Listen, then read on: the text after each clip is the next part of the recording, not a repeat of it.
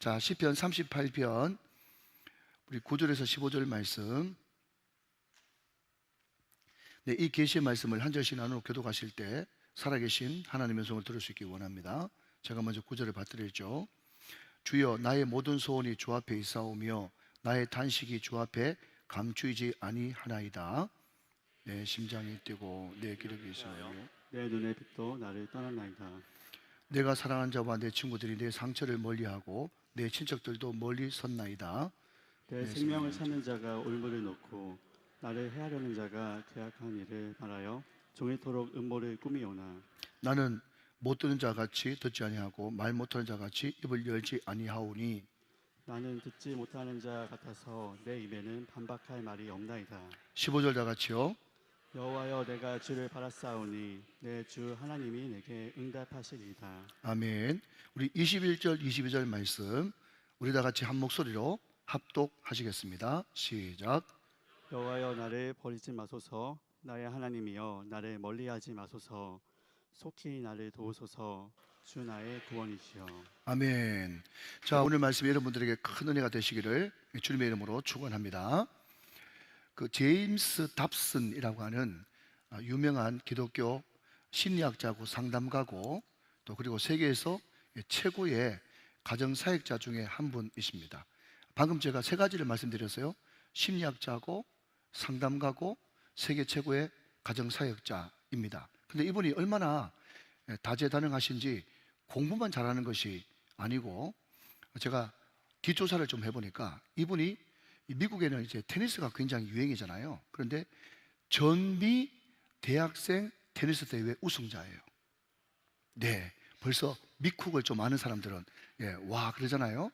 그러면 미국 대학에서 1등 했다라는 것은 세계적인 실력을 가지고 있다, 이런 뜻이에요. 이분이 테니스 대회 우승하기 위해서 각고의 노력 끝에 드디어 우승을 하고 우승컵을 자기 대학 잘 보이는 진열장에 전시를 해놓고 이게 평생 자기의 이야기거리고 또 자랑거리고 굉장히 자부심이 있었는데 말입니다.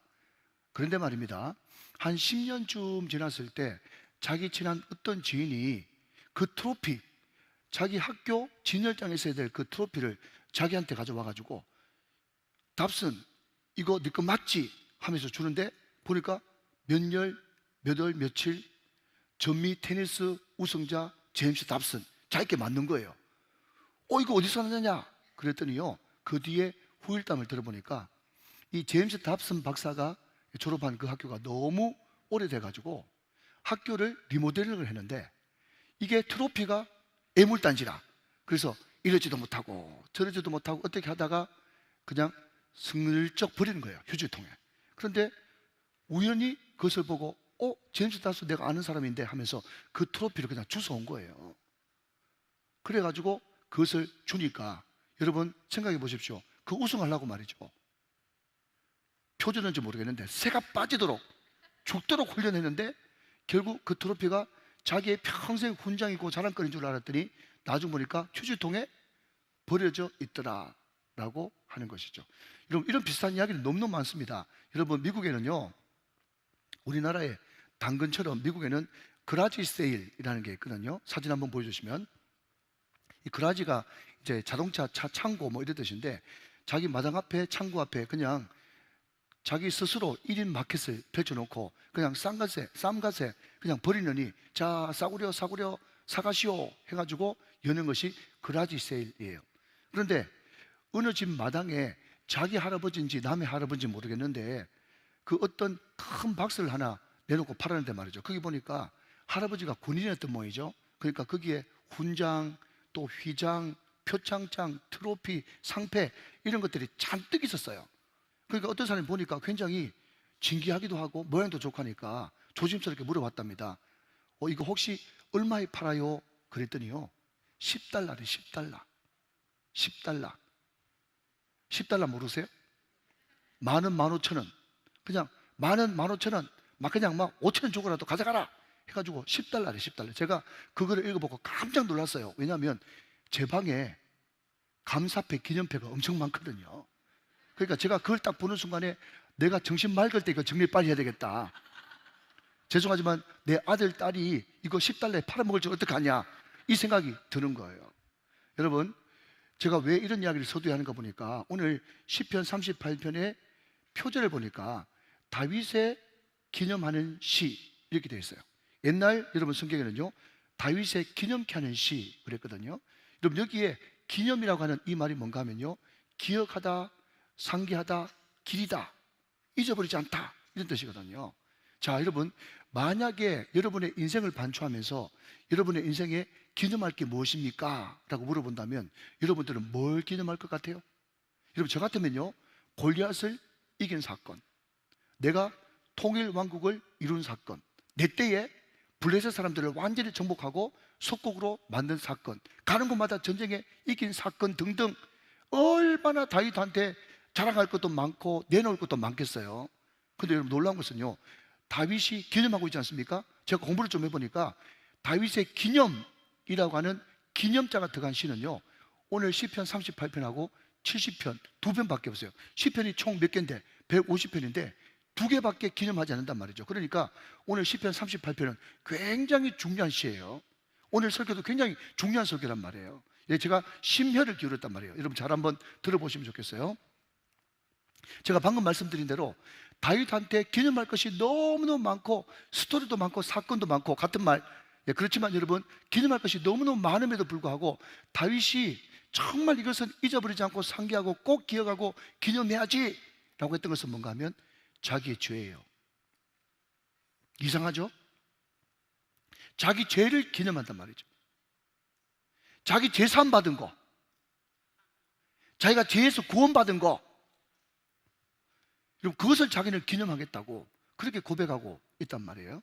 여러분, 제가 종종 이야기를 합니다만은, 제가 전화교회 있을 때 우리 스승님이 이 부부 목사님들을 뽑을 때 소위 말하는 10Q 10가지 질문을 던져가지고 논설고사를 치지 않습니까? 그런데 그 질문 중에 하나가 당신이 일생을 살면서 가장 행복하고 기뻤을 때가 언제입니까? 그 질문이에요. 여러분, 그냥 지나가는 질문이고 평이한 질문이고 그냥 아이스 브레이크 아니야? 이렇게 생각할지 모르겠지만 제 스승 목사님이 가장 관심 있어 하고 보고 싶어 하는 것이 그 질문이거든요. 그런데 대부분의 많은 목사님들이 저를 포함해서 어떤 것을 답을 쓰는가 하면, 내가 대학 합격했을 때, 박사학위 받았을 때, 예쁜 여자 만나서 결혼했을 때, 철에 났을 때, 우리 아빠 엄마가 내 소실적에 각고의 노력 끝에 집 샀을 때, 그때 너무너무 기쁘고 행복했어요. 그거를 막 적어 놓으니까 제 스승 목사님이 웬만해서는 흥분하지 않고 화를 내지 않는데 막 시험지를 흔들면서 이렇게 이야기하는 거예요. 아니, 예수 믿는 사람이 그렇게 즐겁고 행복할 때가 그럴 때밖에 없냐고 너무너무 안타까워하시는 거예요. 안타까움을 넘어서 분노하시고 탄식하는 거예요. 왜 그렇습니까? 최소한 자기가 경험을 해보니까 예수 믿는 사람들은 반드시 일생 가운데 가장 기뻐하고 행복해야 될 때가 언젠가 하면, 나는 행복해요, 죄사함 받았으니 아버지 품 안에서 떠나 살기 싫어요. 나는 행복해요. 뭐 받았으니? 죄사함 받았으니. 내가 정말 어쩔 수 없는 그 죄 문제 때문에 꽉 매여가지고 진정한 자유도, 진정한 기쁨도, 진정한 만족도, 진정한 행복도 못 느꼈는데, 내가 어느 순간 하나님의 은혜로, 특별한 은혜로 예수를 인격적으로 영접하고 예수님이 내 마음속에 들어오시니까 그때부터 오 자유, 오 자유, 나는 자유하리라. 50년도 더 된 노래. 비록 얽매였으나 나는 이제 돌아가리, 자유 주시는 내게. 할렐루야.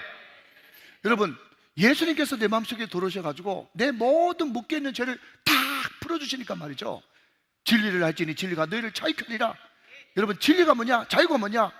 오직 진리 되시는 예수님, 그 예수님이 내 인생의 기준과 주인으로 딱 자리 잡으니까 그때부터 모든 있고 없음에서부터 오는 모든 묶임으로부터 자유, 나를 메고 있는 죄책감, 정죄감, 쓴뿌리, 그로부터 자유가 찾아오더라는 것입니다. 할렐루야. 사랑하는 여러분, 일평생에 있어서 기념할 만한 일은 내가 여러분 대학 합격했을 때, 내가 여러분 성공했을 때, 내가 떼돈 벌었을 때, 여러분 내가 많은 박수 받았을 때, 그때가 기념할 날이 아니고 다윗처럼 내가 예수 만나서 새 사람 되고 나의 모든 것 다 변했네, Everything is changed, 나의 모든 것이 다 변했네 고백할 수 있는 그날이 가장 기념할 만날이고 가장 행복한 날이고 기쁜 날인 줄로 믿으시면 아멘 하시기 바랍니다. 오늘 다윗은 시편 38편 전반부에서 이놈의 죄라는 것이 얼마나 무서운지 1절부터 8절까지 점청법을 사용해가지고 점점 강도를 높게 더 높게 죄가 이만큼 무서운 일이라고 계속해서 강조 또 강조하고 있어요. 여러분 시간상 시간 관계상 다 하지 못하고 여러분 먼저 여러분 3절 말씀을 한번 보고 나머지는 제가 쭉 나열하도록 하겠습니다. 자, 3절 말씀 같이 한번 보실까요? 주의 진노로 말미암아 내 살에 성한 곳이 없사오며 뭐로 말미암아? 나의 죄로 말미암아 내 뼈에 평안함이 없나이다. 나의 죄로 말미암아 나의 죄 때문에 뭐라고요? 내 살에 성한 것이 없고 내 뼈에 평안함이 없습니다.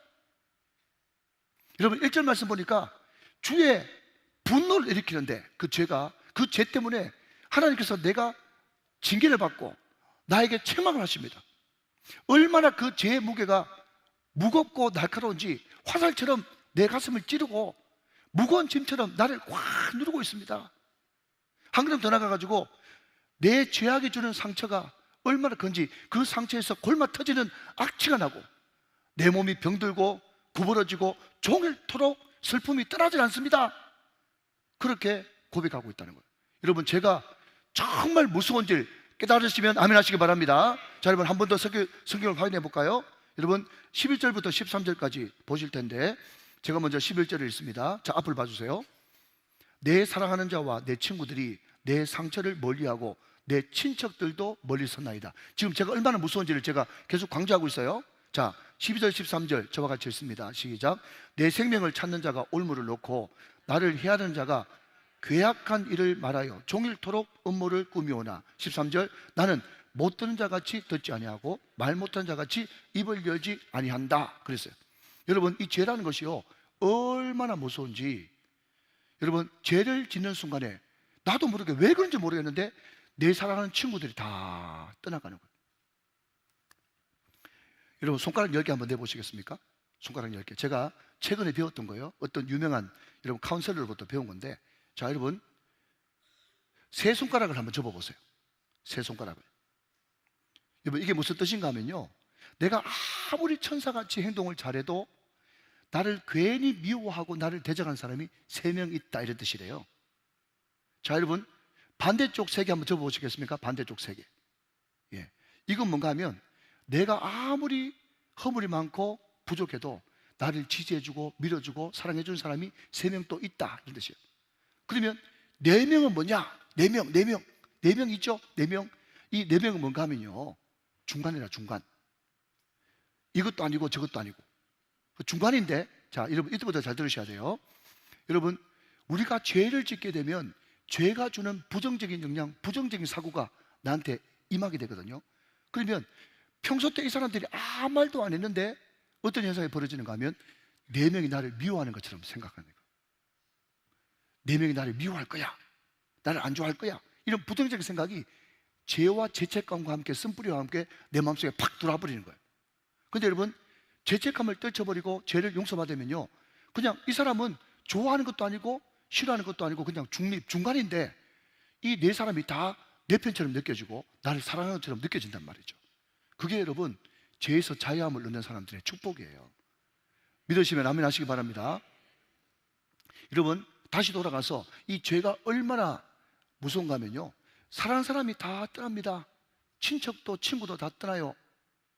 그리고 내가 죄를 딱 지는 순간 마귀가 여러분 노리고 있다가 마치 여러분 큰 개가 말이죠 개줄을 묶였는데 그 개줄 묶여있는 그 안에 들어가면 왕 하면서 달려들듯이 마귀가 나를 덥석 물어가지고 그때부터 나를 막 끌고 다니면서 여러분 해코지를 하기 시작하는데 어떤 해코지를 하는가 하면 여러분 악한 도모를 날마다 꾸미고 말이죠 마귀가 나를 가지고 노는 거예요. 그런데 죄책감이라는 게 내 마음속에 딱 들어오니까 어떤 현상이 벌어지는가 하면 여러분 뻔히 그 사람이 나를 죽이려고 하는 줄 알면서도 말도 못하고 여러분 대응도 못하고 그냥 꿀먹은 버릇처럼 당하고만 있게 된다. 그것이 오늘 다윗의 시편에 여러분 죄를 짓는 사람의 그 심각성을 여러분 고발하고 있는 거예요. 여러분 들으셨죠? 근데 여러분 이 이야기를 듣고 이렇게 이야기하는 분이 계세요.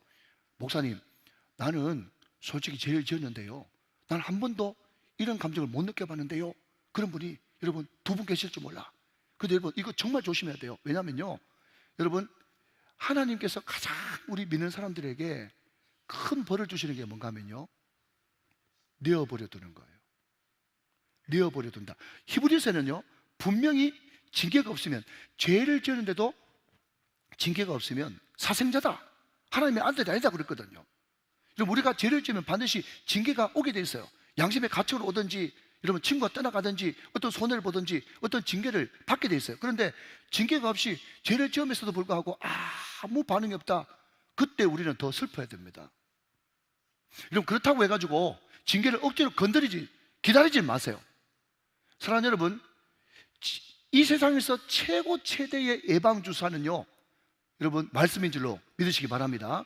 이 예배 시간에 이 선포되어지는 이 말씀을 들으면서 하나님 지금 회개하기를 원합니다, 지금 돌이키기를 원합니다, 지금 주님 앞에 돌아가기를 원합니다 하면서 오늘 말씀을 듣고 말씀을 전 인격적으로 받아들이고 여러분 회개하고 돌이키고 주님을 바라볼 때 여러분 징계 없이, 여러분 책망 없이, 채찍질 없이 하나님께서 용서하시는 은혜가 있단 말이에요. 사랑하는 여러분, 그렇기 때문에 이 예배 시간은 복음이요, 이 말씀은 복음인 것입니다. 사랑하는 여러분, 이 예배 시간이 여러분들에게 복되시기를 주님의 이름으로 축원합니다. 이게 얼마나 중요한지 모른다라고 하는 겁니다. 자, 여러분 한 걸음 더 나아가서, 그러면 이 죄가 이만큼 심각하다면 왜 그렇죠? 여러분 죄를 지을 때 징계가 오고 책망이 오고 또 뭐죠? 무거운 어떤 추가 꽉 나를 누르고, 여러분 죄책감이 나의 화살을 찌르고, 상처에서 여러분 냄새가 나고, 여러분 원수가 되고 마귀가 나를 막 해집고 다니고, 이게 얼마나 죄가 심각한 거예요. 그러면 이 죄 문제를 반드시 해결해야만 되겠죠? 그러면 이 문제를 해결하기 위해서는 어떻게 되겠습니까? 당연히 회개해야 되겠죠. 근데 여러분 오늘 보면은요 참 감사한 것이 구체적인 성경적인 회개가 뭔가, 이것을 여러분 간략하게 짧게 강렬하게 우리들에게 말씀해주고 있는 것입니다. 자, 여러분 1절 말씀을 한번 보시면, 여호와여 주의 노하심으로 나를 책망하지 마시고 주의 분노하심으로 나를 징계하지 마소서 그랬습니다. 자, 여러분 책망하지 마시고 징계하지 마소서, 그러니까 나는 죄를 지었지만 책망받기 싫어, 징계받기 싫어, 이런 뜻이 아니 옳시다. 오늘 1절 말씀의 원뜻은요, 내 죄 지은 거 인정, 내 잘못한 거 인정. 그러나 그럼에도 불구하고 하나님, 내가 마치 하나님과 상관없는 사람처럼 하나님이 분노하시고 노를 발하셔가지고 안 믿는 사람처럼 그렇게 저주하듯이 때리지 마시고 인정하는데, 그럼에도 불구하고 나를 그 진노 중이라도 긍휼을 잊지 마시고 아들 대접해 주십시오, 딸 대접해 주십시오. 그 기도가 1절의 여러분 원뜻입니다. 믿으시면 아멘 하시기 바랍니다. 여러분 우리가 회개할 때도 여러분 인정하지만 그럼에도 불구하고 그 진노 중이라도 긍휼을 잊지 않아 하시는 하나님, 그분을 바라보면서 우리는 회개해야 된다. 자, 여러분 한 걸음 더 나가서 두 번째, 진정한 회개는요, 이 모든 것이 남의 탓, 환경 탓, 그때 하나님께서 내 죄질을 할 때 좀 막아주시지, 하나님 탓 하지 않고 이 모든 것이 나의 잘못으로 인해서 이런 죄를 지었다는 것을 인정하면서 회개해야 된다라는 겁니다. 자, 여러분 3절 말씀 한번 더 보시면, 자, 빨간색만 한번 읽어보시죠. 앞을 보시면서 시작. 나의 죄로 말미암아. 여러분 다른 사람 죄 아닙니다. 누구 죄? 나의 죄입니다. 여러분 4절 말씀 또 보시면, 자, 빨간색 시작. 내 죄악이, 너의 죄야 나의 죄야, 내 죄악이 내 죄악이에요. 여러분 내 죄로 인정하고 회개해야 된다. 자, 5절 말씀 한번 더 보실까요? 자, 여러분 새 구절을 보여준다는 것은 이만큼 확실하다는 것을 이야기하는 거예요. 자, 빨간색 또 읽어봅니다. 시작. 내가 우매한 까닭이로소이다. 인정하시면 아멘. 여러분 우리가 회개할 때 남 탓하지 말고 누구 탓하라? 내 죄 때문에, 내 우매한 까닭에 내 죄로 인하여, 내 허물로 인하여 이런 일이 있었습니다라고 인정하면서 회개해야 그 회개가 진정한 회개다라는 것을 말씀하고 있다는 거죠. 여러분 여러 가지 많지만 마지막으로 18절 말씀 한번 보도록 하겠습니다. 18절 말씀, 자, 같이 한번 읽어보시죠. 시작. 내 죄악을 아뢰고 내 죄를 슬퍼함이니이다. 자, 여러분 잘 보십시오. 잘 들으셔야 돼요. 우리는 죄로 말미암아 징계를 받습니다. 어떤 징계든 간에 징계를 받아요. 만약 여러분 그 징계로 말미암아 시편 39편은 다윗이 병이 들었어요. 병이 들었습니다. 재산상 손해를 봤습니다. 또 자녀가 어떤 불이익을 당했습니다. 그때 우리는 죄를 회개할 생각을 안 하고 자꾸 내 아픈 거, 내 손해본 거, 내 억울한 거, 사람들이 날 배신한 거, 이런 것만 자꾸 아파하면서 거기만 집중해서 제대로 된 회개를 안 하고 자기 연민에 빠질 때가 많단 말이에요. 오늘 굉장히 중요한 설교예요, 오늘. 근데 회개는요, 내가 지금 당하고 있는 불이익, 부당함, 억울함, 배신, 여기에 초점을 맞추면 안 되고 내 죄 때문에 하나님과 나 사이가 끊어지고 그 인자하신 하나님의 얼굴이 내 죄 때문에 어그러지고 하나님께서 나에게 주신 그 영광과 그 모든 주신 축복이 내 죄 때문에 단절되고 나에게 미치지 못한다는 이 사실을 하나님 앞에 회개하면서, 하나님, 내 죄로 인해서 이 모든 일이 일어났습니다 라고 하면서, 여러분, 내 죄를 통탄하는 죄에 대한 슬픔, 이것이 우선이지 병 나는 것이 우선이 아니란 말이죠. 믿으시면 아멘 하시기 바랍니다. 내 죄를 슬퍼야 된다.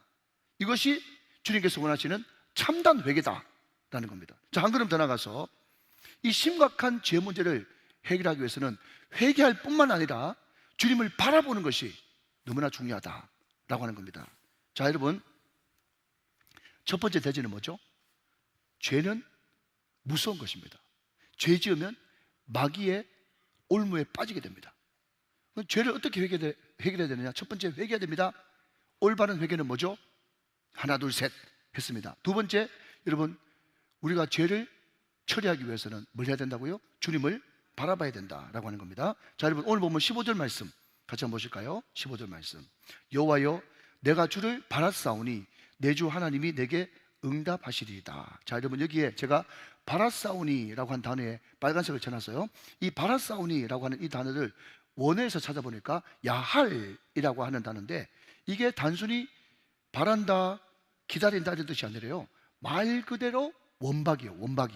자, 조금 하는 것이 한번 읽어볼까요? 시작. 간절히 원하고, 간절히 바라고, 간절히 기다린다, 이런 뜻이 야할이라고 하는 단어에 들어가 있어요. 근데 여러분, 이 야할이라고 하는 이 단어가 또 어디서 용례가 있는가 하면 창세기 8장 12절 말씀 보니까, 여러분, 노아 홍수가 창굴하게 났는데 이제 비가 그치기만을 기다려야 되지 않습니까? 그 방주 안에서 노아가 비 그치기만을 간절히 기다린다. 얼마나 여러분 거기에 간절함이 있고 열망이 있고 원함이 있겠어요. 그때 비 그치기를 기다린다, 방주 안에서 할 때 8장 12절, 창세기 8장 12절에 기다린다 라고 하는 그 단어가 야할이에요. 그러니까 얼마나 여러분 간절히 바라고 소망하는 것입니까? 지금 다윗이 그 마음으로 하나님을 원하고 바라고 기다리고 있다라는 것이죠. 여러분, 제가 2주 전에 가포스트 하나님 우선 네 가지 뭘 이야기했습니까? 말기찬 전, 말씀, 기도, 찬양, 전도를 이야기했어요. 여러분, 2주 전에 전도 이야기를 제가 하면서요, 전도는 삼관오림이다 그렇게 이야기했어요. 친절하게 감사합니다. 자, 여러분, 삼관이 뭐라 그랬어요? 관심, 관찰, 관계예요. 오림은요, 떨림, 끌림, 어울림, 울림, 몸부림, 이게 오림이라고 이야기했어요. 근데 여러분 들어보십시오. 여러분, 인본주의자들은요, 휴머니스트 인본주의자들은요, 삭개오 이런 사람이 구원받는다, 구약의 도둑놈, 사기꾼, 야곱 같은 사람이 구원받는다 그러면요, 깜짝 놀라면서 내가 그런 놈들 구원받을 것 같으면 나는 구원 안 받을란다, 나는 천국 안 가도 좋으니까 그런 놈들 구원받을 것 같으면 난 천국 안 갈란다, 이런 이야기를 함부로 막 합니다. 그 밀양에 나오는 여러분 유괴범 말이죠. 자기는 큰 맘 먹고 용서하려고 갔는데 얼굴을 천사같이 해가지고 나는 이미 다 우리 주님이 용서하셨어요, 그 모습을 보면서 충격을 받아가지고 내가 용서 안 했는데 누가 용서를 해? 그게 인본주의예요. 그게 인본주의라고. 자기가 여러분 삭개오보다 더 못하고 야곱보다 더 못한 죄인인지도 모르고 자기가 의인이고 자기가 심판자가 돼가지고 내가 그런 놈 구원받을 것 같으면 나는 구원 안 받을란다, 이런 이야기를 함부로 한단 말이죠. 그러나 여러분, 우리 주님은 그런 사람보다, 그런 바리새인 같은 그런 사람보다 삭개오처럼 다른 사람이 뭐라고 하든 말든 그 마음속에 열망이 있는 거예요. 어떤 열망? 주님, 나는 구원받고 싶습니다. 주님, 나는 뽕나무에 올라가서라도 주님 얼굴 보고 싶습니다. 내가 구원받고 싶은 이 마음 드는 걸 어떡합니까? 내가 주님 얼굴 보고 싶은 거 드는데 어떡합니까? 여러분, 그런 간절한 마음을 가지고 주님 앞에 떨림으로, 끌림으로, 울림으로, 어울림으로, 몸부림으로, 여러분, 그게 바로 주님 바라보는 것이거든요. 할렐루야. 하나님은 절대로 그런 사람들을 외면치 않고 관찰하시고 관심을 가지시고 직접 찾아오셔서 관계를 맺으면서 삭개오야 속히 내려오라. 오늘 내가 내 집에 유하여야 하리라 라고 이야기하면서 오늘 구원이 이 집에 이르렀으니 이 사람도 아브라함의 자손이라고 그와 관계를 맺으시고 구원해 주신다는 겁니다. 인자는 잃어버린 자를 찾아 구원하려 하십니다. 할렐루야. 누가복음 19장 10절 말씀, 삭개오에게 섞인 삭개오의 사건과 연관된 귀한 하나님의 말씀인 거죠. 인자는, 예수님은 잃어버린 자를 찾아 구원하려 오셨다. 할렐루야. 여러분, 저는 히브리서를 강의하면서 참 은혜 받은 것은요, 우리가 언뜻 생각하는 야곱은요, 여러분, 야곱의 첫 이미지가 뭡니까? 속이는 자, 사기꾼, 도둑놈, 아주 인간 이하, 못된 놈이죠. 우리는 그 인식을 야곱을 통해서 가지고 있어요. 그런데 여러분 잘 들으십시오. 항상 어떤 인물을 평가할 때는요, 구약보다는 신약 중에서도 앞에 나오는 성경보다는 후기에 기록된 그게 그 사람의 진짜 평가입니다. 우리는 야곱을 뭐라고요? 도둑놈, 아주 몹쓸 인간, 이렇게 평가하지만 여러분, 야곱을 가장 늦게 평가한 히브리서 11장 21절 말씀은 야곱을 이렇게 평가하고 있다는 거예요. 여러분, 우리의 평가이기도 하니까 여러분 집중해서 한번 저와 같이 읽어주시기 바랍니다. 시작. 믿음으로 야곱은 죽을 때에 요셉의 각 아들에게 축복하고 그 지팡이 머리에 의지하여 경배하였다 라고 이야기해요. 여러분, 놀라운 것은요, 우리가 알고 있는 야곱은 도둑놈이고 사기꾼이고 아주 못된 놈인데, 여러분, 신약의 주님의 최종 야곱의 평가는요, 그 모든 도둑놈, 나쁜 놈, 아주 교활한 놈, 그건 다 덮여버리고 마지막에 야곱에 남는 것은 야곱은 축복하는 사람이었다. 아멘 할 때까지 해야지. 야곱은 축복하는 사람이었다. 야곱은 하나님께 예배하고 경배하는 사람이었다. 여러분, 그것을 이야기하는 거예요. 여러분, 이게 복음이에요. 이게 복음. 이걸 받아들여야 된단 말이에요. 여러분, 구약에 언약궤가 있는데 거기에 세 가지 물건이 들어가 있어요. 뭡니까? 이거 맞추는 사람 이제 선물 줄 거예요. 자, 언약궤 안에 들어가 있는 세 가지, 그게 뭐죠? 두 돌판, 만나 항아리, 아론의 쌍난 지팡이. 할렐루야. 우리 친구, 네, 좀 이따 선물 드리겠어요. 네, 우리 박수 한번 주세요. 네, 감사합니다. 두 개 몰라도 그냥 마지막에 쌍난 지팡이 크기 이야기하면 다 아는 것처럼 생각된단 말이에요. 맞아요. 근데 여러분 잘 들으시죠. 자, 지금부터 자, 주목. 여러분, 언약궤 안에 들어가 있는 이 세 가지 물건은요, 공통점이 이스라엘 백성들의 불순종의 상징입니다. 두 돌판 던져가 새로 만들었죠. 여러분, 만나 하찮은 음식이라고 여러분 불평불만했죠. 아론의 쌍난 지팡이 반역하다가 싹 났죠. 근데 여러분, 그 물품이 언약궤 안에 들어가 있었는데 그 뚜껑을 덮고 여러분 시언자 멀시 세트, 예, 거기에 뭘 바르면, 어린 양의 보혈의 피를 바르면 여러분 모든 불순종과 제약이 가리워지고 그 위에 셰키나 하나님의 영광이 임재하게 되는 거예요. 여러분, 보혈의 피가 얼마나 여러분 대단한 능력인가 하면요, 우리가 아무리 야곱 같은 사기꾼이고 도둑놈이고 여러분 속인 것이 있고 온갖 더러운 죄악들이 우리 가운데 우글우글 거린다고 할지라도 우리가 예수를 영접하고 보혈을 통과하고 십자가를 통과하면 우리 하나님 보시기에는 여러분 도둑놈, 아주 몹쓸 인간을 보는 것이 아니라 그는 축복하는 자였다. 그는 예배하는 자였다. 그는 영접하는 자, 곧 그름을 믿는 자들에게는 하나님의 자녀가 되는 권세를 주셨기 때문에 너는 사랑스러운, 눈에 넣어도 아프지 않을 내 아들이고 내 딸이다. 그렇게 하나님께서는 믿음의 눈을 봐주신다는 거예요. 그러니까 여러분, 우리는 날마다 보혈을 찬송하고 십자가를 찬송할 수밖에 없는 거예요. 에이, 주의 보혈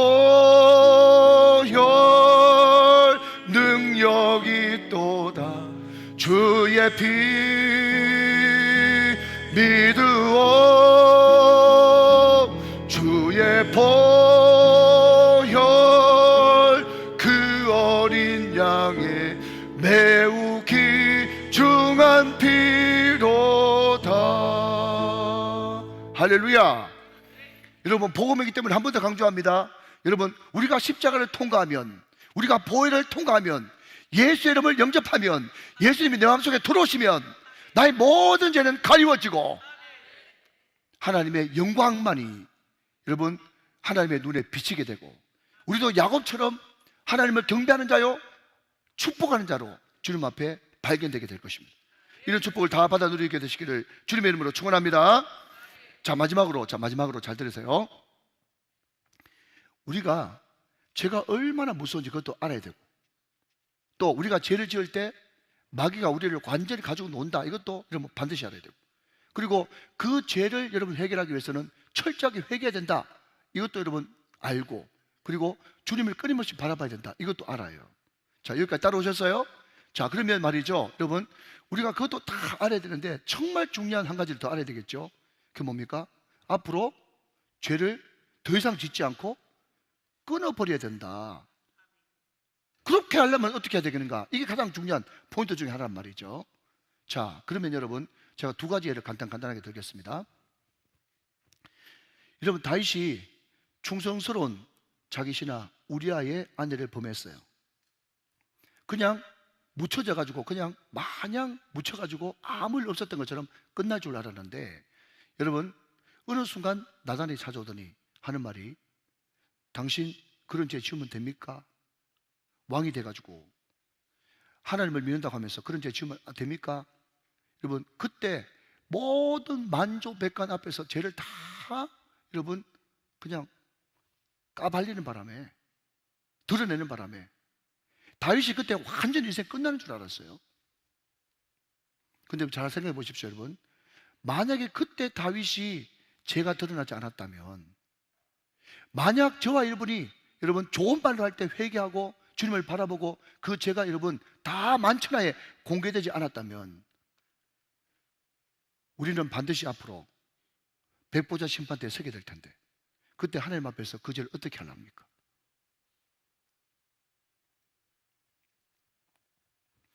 그때는 너무너무 부끄러웠지만, 이 부끄러움을 어떻게 해? 죄송합니다, 이 쪽팔림을 어떻게 해?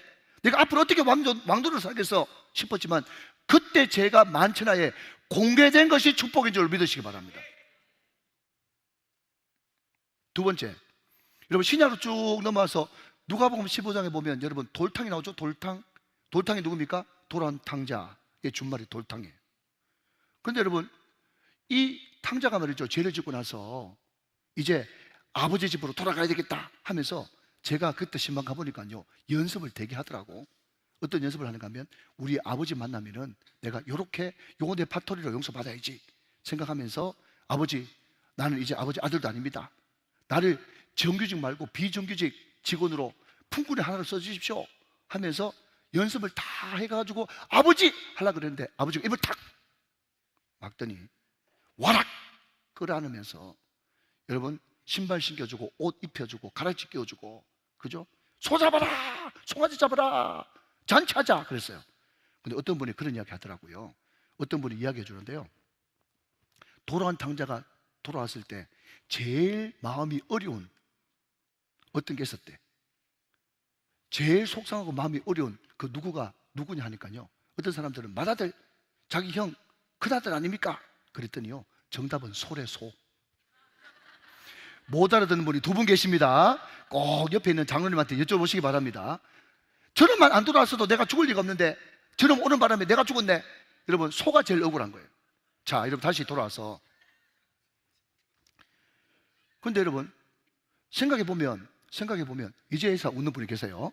예, 생각해보면 말이죠, 만약에 아들이 돌아왔는데 아버지가 차라리 이랬으면 좋겠어요. 뭔가 하면은, 너 지금부터 죽든지 말든지 일주일 동안 금식이야. 너 마구간에서 자. 너 곤장 10대 맞아. 너 1년 동안 외출 금지야. 그러면 차라리 아이고 내가 이런 벌을 받고 끝나는구나 하면서 마음 편한데, 자 여러분 지금부터 상상 나를 벼셔야 돼요. 그런데 아버지가 잔치를 하네요. 잔치를 하는데 사람들이 막 풍화 울리면서 막 잔치를 하는데 말이죠. 자 동네 사람들 다 오시오 그랬더니요, 사람들이 그때 제가 신방을 가보니까 뭣도 모르고 왔어. 아니 그 부잣집에 7순이요 8순이요 그랬더니 몰라 가보자 했더니요, 플랜카드가 하나 붙었는데 그게 뭔가 하면 여러분 돌탕 귀향 기념잔치야. 돌탕 귀향 기념잔치. 내가 이름 붙인 거예요. 그러고 나서 자기 아들을 제일 상석에 옷 잘 입혀가지고 하고 있네. 아니 이런 잔치도 다 있어. 그 아들이 돌아왔다고 잔치를 해준단 말이야. 아이고 그 아들 어디 있어? 그러니까 저기 상석에 있네. 옷 입고 저 좀 맞네 얼굴 시커먼 게 좀 맞네. 너 얼굴 좀 들어봐. 그냥 제가 상상해서 이야기하는 거예요. 들어봐. 아이고 얼마나 허랑방탕했으면 얼굴이 많이 상했네. 다시 집 안 나가고 정신 좀 차려야 될 건데. 여러분 이것을 저희 버전에서는 뭐라 그런가 하면, 아버지 차라리 때리세요. 차라리 한 대 맞으면 괜찮은데 아버지가 때리진 않고 잔치를 벌여줬단 말이죠. 잔치. 여러분 이런 수준 높은 이야기를 이해하시겠습니까? 왜 하나님이 그 아들에게 잔치를 벌여줬을까요? 수치심을 주려고? 여러분 공개망신 시키려고? 아니에요. 죄를 드러냄으로써 다시는 똑같은 죄를 짓지 말라 라고 하는 것입니다. 여러분 저는 개인적으로 인생에서 한 두세 번 정도, 제가 길선주 목사는 아니지만 하디 선교사는 아니지만 많은 사람들이 다 있는 데서 제 공개적인 죄를 한 3시간 정도 토해낸 적이 있습니다. 그때 많은 사람들을 떼굴떼굴 뒹굴고 여러분 극적인 그런 감정적인 어떤 변화가 있을 줄 알았지만 여러분 저에게는 특별한 감정적인 변화가 없었어요. 그런데 여러분 공개적으로 제 죄를 내놓고 제 잔치를 하니까요, 어느 순간 내가 오랫동안 가지고 있었던 그 죄가 스르르 빠져나가면서 어느 순간 나한테 자유함이 넘치는 거 있죠. 근데 여러분 이것은 모든 사람들한테 해당되는 그런 상황은 아닙니다. 내가 정말 믿을 수 있는 가족, 목장 식구들, 공동체, 정말 기도하는 사람, 나를 아끼고 사랑하는 사람들 앞에서 여러분 빛 가운데 내 죄를 드러낼 필요가 있는 것입니다. 그때 여러분 우리가 그토록 바라고 원하는 죄를 이기고 마귀를 이기고 자신을 이기고 나쁜 습관을 끊어버리는 놀라운 역사가 일어나는 거예요. 자 여러분 이제 오늘 저는 여러분에게 특별한 시간을 좀 가지고 초대를 하려고 합니다. 자 여러분 다 같이 눈을 한번 감아 보십시오. 조용히 반주를 좀 해주십시오. 여러분 제가 2가지 요청을 드립니다. 목사님, 저는 정말 죄를 이기고 싶습니다. 목사님이 늘 줄 오후에 선포하는 세상을 이기는 사람, 마귀를 이기는 사람, 자신을 이기는 사람, 나쁜 습관을 끊고 승리하는 사람이 되고 싶은데 계속 넘어지고 쓰러지고 실패합니다. 정말 한번 승리할 수 있도록 저를 위해서 기도해 주십시오. 그런 분들 계시다면 다 눈을 감았습니다. 정직하게 손을 들어 주십시오. 네, 감사합니다. 손을 내려주시고요. 마지막으로 한 번 더 도전합니다. 목사님, 저는 요즘 나도 똑같은 인간인데 나도 모르는 바가 아닌데 내 죄, 내 연약함, 내 허물은 안 보이고 자꾸 다른 사람들의 허물, 죄, 부족함만 자꾸 보이고 그 사람들을 자꾸 욕하고 정죄하고 판단합니다. 하나님, 이 죄에서 내가 놓이기를 원합니다. 그런 분들 손들어 펴주시기 바랍니다. 많은 분들이 손을 들으셨습니다. 감사합니다. 손을 들으십시오. 우리가 그 고질적인 습관적인 죄를 끊어버리기 위해서는 죄를 만천하에 드러내고 한 걸음 더 나가서 그 사람을 용서하고 사랑하고 품어주고 예수님의 마음으로 끌어안아 줄 때 그런 놀라운 역사가 일어나는 것입니다. 이 시간 우리 눈을 감은 채로 다 아는 가사니까 우리 조용히 이 찬양을 한번 부르고 이 2가지 기도 제목 가지고 한번 기도하고 제가 여러분을 위해서 기도하겠습니다. A